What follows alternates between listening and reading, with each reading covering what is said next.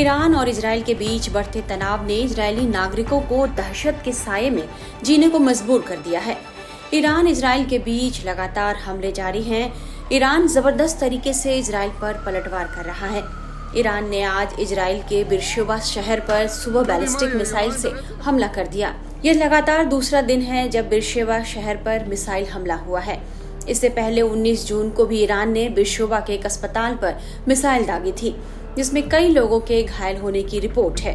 Israeli सेना के मुताबिक ईरान अब तक उस पर 450 मिसाइलें और 1000 ड्रोन दाग चुका है।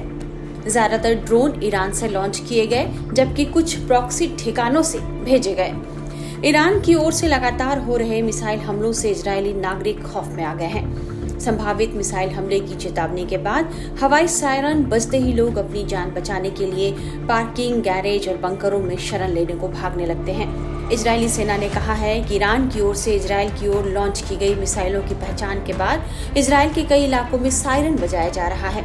20 जून को एक ऐसी तस्वीर आई जिसमें सैकड़ों लोग तेल अवीव और रमत गन स्टेशन के पास भूमिगत रेलवे स्टेशनों पर सोते नजर आए हैं।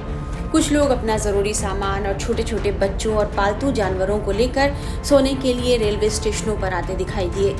लोगों का कहना है कि रात भर बजते सायरन की आवाज उन्हें डराते हैं और वे सो नहीं पाते।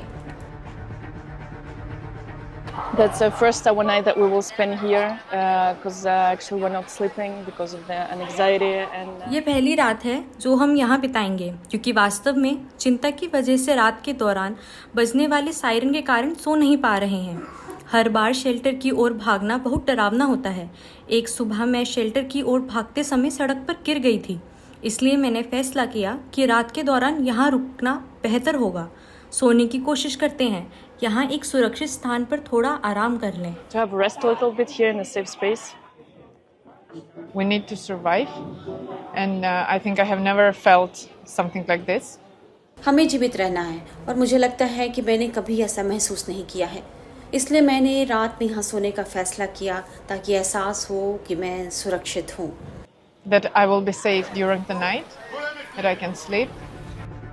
स्थानीय लोगों का कहना है कि जब इजराइल में 2 साल पहले यह चमकदार नई रेल प्रणाली खुली थी तो कुछ लोगों ने कल्पना भी नहीं की थी कि सैकड़ों लोग ईरानी मिसाइलों से छिपने के लिए भूमिगत स्टेशनों को अस्थायी आश्रय स्थल के रूप में इस्तेमाल करेंगे और चमकदार रोशनी वाली स्टेशनों में रातें बिताएंगे। लेकिन पिछली कुछ रातों में छोटे बच्चों, विदेशी श्रमिक और युवा पेशेवर गद्दे, स्लीपिंग बैग, स्नैक्स और पालतू जानवरों को लेकर स्टेशन पर आ रहे हैं ताकि किसी तरह सुरक्षित रहकर यहाँ रात गुजार सके। दूसरी तरफ इस युद्ध में इजराइल के साथ खड़े अमेरिका की तरफ से ईरान पर हमले को लेकर एक बड़ा बयान आया है। व्हाइट हाउस का कहना है कि अमेरिकी राष्ट्रपति डोनाल्ड ट्रंप अगले 2 सप्ताह के भीतर फैसला लेंगे कि ईरान पर हमला करना है या नहीं। इसमें कहा गया कि ट्रंप को अभी भी इस बात की पर्याप्त संभावना दिखाई देती है कि बातचीत से ईरान के परमाणु कार्यक्रम को लेकर अमेरिका और इजराइल की मांगों के अनुरूप हल निकल सकता है। हालांकि इजराइल ने संकेत दिए हैं कि उसका सैन्य अभियान अभी जारी रहेगा और संघर्ष के रुकने की संभावना फिलहाल कम दिखाई दे रही है।